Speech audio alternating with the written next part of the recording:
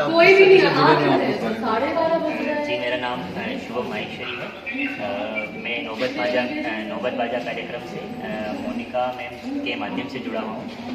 मैं अपनी प्रिपरेशन के दौरान जो एक्स्ट्रा टाइम मुझे थोड़ा मिल गया था, तो मैं कुछ बच्चों को पढ़ाना चाहता था। तो उस दौरान मेरी मुलाकात मोनिका मैम से हुई थी। उन्होंने नौबत बाजा कार्यक्रम के बारे में बताया, जिसके माध्यम से मुझे भी काफ़ी लाभ हुआ, क्योंकि हमारी प्रिपरेशन में योजनाओं का एक महत्वपूर्ण रोल रहता है। उसमें काफ़ी सारी योजनाएं पूछी जाती है, भले ही महिला विकास विभाग हो या फिर सामाजिक अधिकारिता विभाग हो या चिकित्सा या स्वास्थ्य विभाग हो, अलग अलग विभागों की बहुत सारी योजनाएं होती हैं। तो उनका हम किताबों में तो पढ़ ही लेते हैं कि ये योजनाएं हैं, इनके माध्यम से इनको लाभ मिलेगा, किंतु उनका जमीनी स्तर पर कैसे क्रियान्वयन होता है, प्रैक्टिकल जो आस्पेक्ट होता है, वो मुझे इस कार्यक्रम से माध्यम से मुझे मौका। आप ये बताएं सर कि इस कार्यक्रम के तहत किस तरीके से जो ग्रामीण अंचल के लोग स्कूल देखे और किन किन योजनाओं का और कैसी ऐसी परिस्थितियां जिनके बारे में जानकारी लेकर और अपनी समस्याओं को बता सकते हैं? जी, आज के ज़माने में जो सबसे एक शब्द बोला जाता है कि डिजिटल डिवाइड, जिसे डिजिटल लिटरेसी है, जिसे मोबाइल चलाना आता है, जिसे इंटरनेट चलाना आता है, वो आसानी से इन चीज़ों को बारे में समझ सकता है, इन चीज़ों के बारे में जान सकता है, उनका फ़ायदा ले सकता है। किंतु जो महिला है, जो व्यक्ति या जो वो ग्रामीण पर्सन है, जिसे इंटरनेट के बारे में नहीं मालूम है, इस इंटरनेट नहीं चलाना आता है, इनफैक्ट इंटरनेट कनेक्टिविटी नहीं है, जैसा कि बहुत सारे क्षेत्रों में अभी भी इंटरनेट कनेक्टिविटी बढ़ी है, लेकिन अभी भी बहुत सारे क्षेत्रों में नहीं है। तो वहाँ पर ये कार्यक्रम बहुत हेल्पफुल रहता है, जहाँ पर सिर्फ आप एक मिस कॉल करके आप विभिन्न सारी योजनाओं के बारे में जानकारी ले सकते हैं।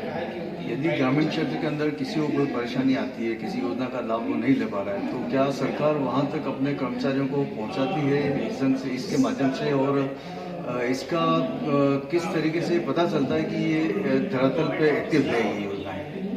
फॉर एग्जाम्पल, अगर हम जैसे NFSA की बात करें, नेशनल फूड सिक्योरिटी, जिसके माध्यम से राशन का वितरण किया जाता है, अगर उसे उसके बारे में जानकारी चाहिए, जो कि एक बेसिक चीज़ है कि सरकार ने उसमें लगभग बहुत सारे परसेंटेज व्यक्तियों को कह रखा कि इतने परसेंट व्यक्तियों को जो है इसमें शामिल किया जाएगा, किंतु कई बार व्यक्ति को पता नहीं होता कि इसमें कैसे ऐड होना है। जो पात्र व्यक्ति है वो ऐड नहीं हो पाता है। इसके माध्यम से सर वो जो पात्र व्यक्ति है वो इस योजना के बारे में जानकारी लेकर उसका लाभ ले सकता है। क्या सरकारी जितनी भी योजना है वो इसके माध्यम से लोगों तक पहुँचाई जाएगी? जिसे पहुँचाई जा रही है और पहुँचाई वो ये कार्यक्रम चलते रहेगा। और भी आपको जानकारी अगर आप देना चाहें तो आप सर, इस विभाग से जो कार्यक्रम है, इससे ज़्यादा से ज़्यादा व्यक्ति, जितने ज़्यादा व्यक्ति जुड़ेंगे, जितने ज़्यादा स्टेक होल्डर्स पार्टिसिपेट करेंगे, मेरा मानना है कि उतना ज़्यादा लाभ जो है, जो अंतिम छोर तक जो व्यक्ति बैठा हुआ है वो उसका ही लाभ ले पाएगा। इस कार्यक्रम के माध्यम से क्या कोई पत्रकार वहाँ से सवाल जवाब कर सकता है? ऐसा कोई आपको ज्ञात है कि इसके माध्यम से भी कोई अपने जो है सवाल जवाब करके इसके बारे में जानकारी ले सकता है? ऐसा कोई है? जी बिल्कुल। जो मोनिका मैम है, अगर किसी पत्रकार को विशेष रुचि है और अगर वो इस बारे में और ज़्यादा जानकारी लेने का प्रयास करना चाहता है तो वो मोनिका मैम से संपर्क कर सकता है। धन्यवाद। डॉक्टर नवल किशोर दुबे, जीवनाश्रम संस्था जयपुर से हूँ, और जो नौबत बाजा कार्यक्रम है उसमें जो भी कंटेंट आता है, जो भी स्टोरीज आती हैं, मैं उस सबको देखता हूँ। नौबत बाजा कार्यक्रम राजस्थान सरकार के महिला अधिकारिता विभाग और रूरल इलेक्ट्रिसिटी कंफर्मेशन बोर्ड और इसके अलावा महिला अधिकारिता विभाग के सहयोग से चलता है, जिसमें UNFPA जो कि संयुक्त राष्ट्र संघ का एक आनुषंगिक संगठन है, उसके वित्तीय सहयोग से चलता है।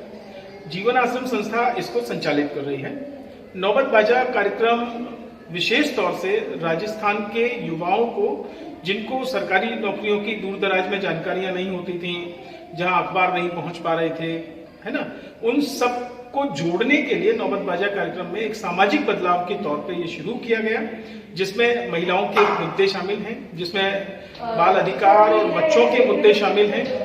इन सब चीजों के मुद्दों पे बात करते हैं और नौबत बाजा में इन लोगों की समस्याओं से संबंधित चीजों को उभारा जाता है और उन पर बात की जाती है। रोजगार की सूचनाएं दी जाती हैं। इसके अलावा बच्चों के लिए मनोरंजन के कार्यक्रम भी हैं। वो सब इसमें है। रेडियो नाटक है, पंचतंत्र की कहानियां हैं, बड़े लोगों के लिए, बुजुर्ग लोगों के लिए कौन कौन सी अवेयरनेस स्कीम्स हैं, महिलाओं के अवेयरनेस के लिए, वुमेन एम्पावरमेंट के लिए कौन कौन सी स्कीम्स हैं, उन सब पर नौबत बाजा में काम होता है।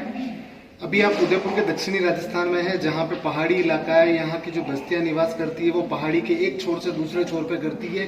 यहाँ नौबत बाजा किस तरीके से काम करेगी आपकी टीम? यहाँ पे देखिए, मैं एक तो बहुत साफ गोई से बता दूं कि नौबत बाजा कार्यक्रम जो चल रहा है ये मिस्ड कॉल वाला रेडियो है, और इसके लिए आपको किसी स्मार्टफोन की जरूरत नहीं है। अगर आपके पास एक साधारण फोन है तो उस पर भी आप 77 33 95 95 95 नंबर डायल करके, और जैसे ही आप डायल करेंगे 3 सेकंड के बाद में वो कट जाएगा और फिर दूसरे नंबर से फोन आएगा। तो आप जैसे ही उसको रिसीव करेंगे, आप नौबत बाजा में उस दिन कौन सा कार्यक्रम चल रहा है, कौन सा कंटेंट चल रहा है, वो आप सुन पाएंगे। इसके लिए ना आपको एक भी पैसा खर्च करने की जरूरत नहीं है, इसके लिए किसी इंटरनेट की जरूरत नहीं है, आप साधारण रूप से भी पहुंच सकते हैं। और चूंकि दूर दराज के क्षेत्रों में, चाहे उदयपुर की आदिवासी क्षेत्र रहे हों, पूरे राजस्थान का जो आदिवासी क्षेत्र है दक्षिण राजस्थान का, इसके अलावा पश्चिमी राजस्थान के बाड़मेर जैसलमेर जैसी जगह हैं, या पूर्वी राजस्थान की भी बहुत दूर अंदर चंबल के बिहड़ जैसी जगहों पर भी आप इसको सुन सकते हैं, क्योंकि इसके लिए इंटरनेट कोई इश्यू नहीं है। आज का युवा इससे क्या फायदा ले सकता है? आज का युवा नौबत बाजा सुनकर के सरकारी योजनाओं के बारे में जान सकता है, अवेयरनेस स्कीम्स के बारे में जान सकता है, स्वरोजगार की कौन कौन सी योजनाएं हैं जिनका वो फायदा लेकर के अपना स्वरोजगार शुरू कर सकता है, एंटरप्रेन्योर बन सकता है। और महिलाओं को भी इससे उन सब चीजों की जानकारी मिलती है, चाहे वो उनका मासिक धर्म से संबंधित एजुकेशन हो, उनके डेवलपमेंट से हो, साफ सफाई के विषय में हो, या उनके शारीरिक मानसिक पोषण की बात हो, उन सबके विषय में वो जान सकती हैं। एजुकेशन का जहां तक प्रश्न है, तो एजुकेशन के बारे में भी कब कौन सी स्कीम किस तरह से बच्चों के लिए फायदेमंद है।